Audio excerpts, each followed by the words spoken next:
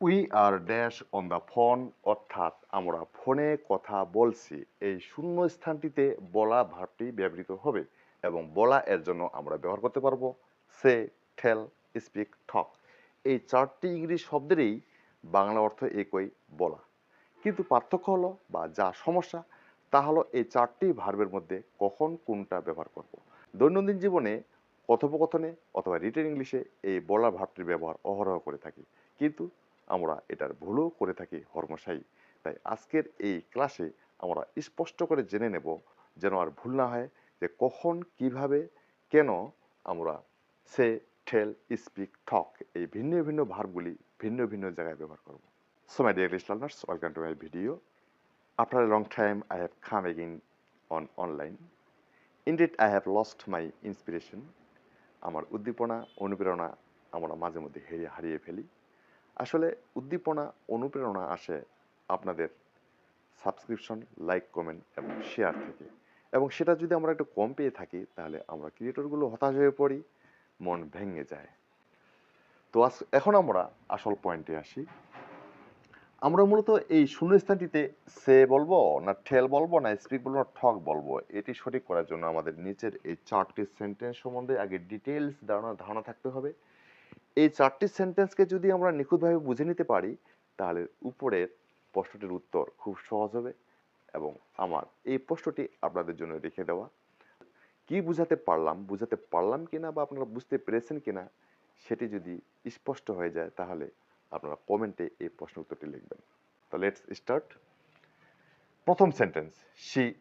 এখানে অবশ্যই বলা এর জন্য সে, টেল, স্পিক, টক ব্যবহার করব। তো বাংলা আমি বলাটা ব্যবহার করছি।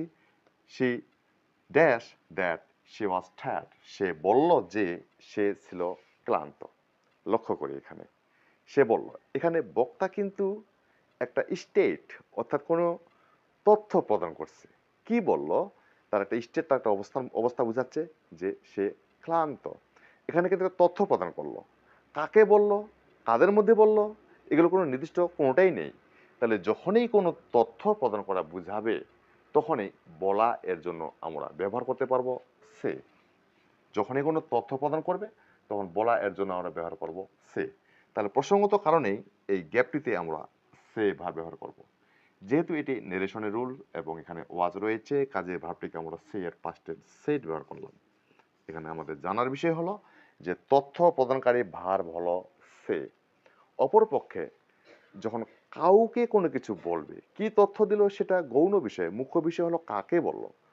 অর্থাৎ ভার্বটির যখন অবজেক্ট থাকবে, তখন কিন্তু আমরা ব্যবহার করব টেল ভার্বটি। I dash you a story. আমি তোমাকে একটি গল্প বলবো। এখানে কাকে বলবো? তোমাকে বলবো। কি বলবো? একটি গল্প। একটি গল্পটা মুখ্য বিষয় নয়, এখানে তোমাকে বলবো। এই যে অবজেক্টটিকে পাইলাম আমরা, এই অবজেক্টের জন্যই আমরা টেল ভার্বটি ব্যবহার করতে পারবো। তাহলে আই উইল, এখানে টেল ব্যবহার করলাম। বলবো যদি ফিউচারে নিয়েছে কাজ, এখানে উইলটা নিলাম। আমাদের এখানে জানার বিষয় হলো টেল ভার্বটি। তাহলে এখানে এই টেল ভার্বের অবজেক্ট পেলাম আমরা, এবং কাউকে বলতেছে এমন ভাবে প্রকাশ পেল, বিধায় এখানে আমরা টেল ব্যবহার করলাম। অপরপক্ষে you can dash English well. তুমি বেশ চমৎকার ইংরেজি বলতে পারো। এই বাক্যটিতে কি বলতে পারো? ইংরেজি বলতে পারো। আমরা জানি ইংরেজি একটি ভাষা, এবং আমাদের এটা জানা আছে যে ইংলিশ স্পিকিং বলে থাকি, আমরা কখনো বলি না ইংলিশ টেলিং, ইংলিশ টকিং, আমরা ইংলিশ স্পিকিং বলে থাকি।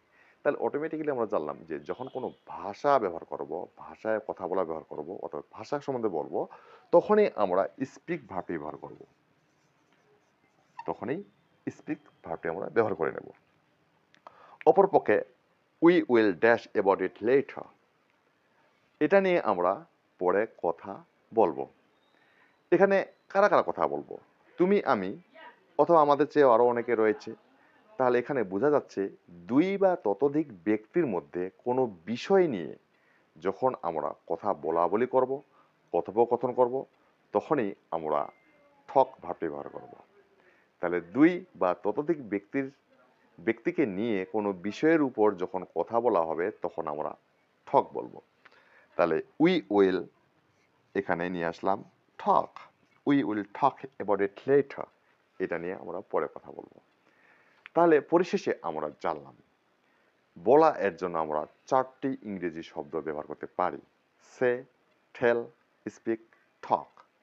এখন যখন কোনো তথ্য প্রদান করব, কোনো কিছু বলবো, সেক্ষেত্রে আমরা সে ভার্বটি ব্যবহার করব।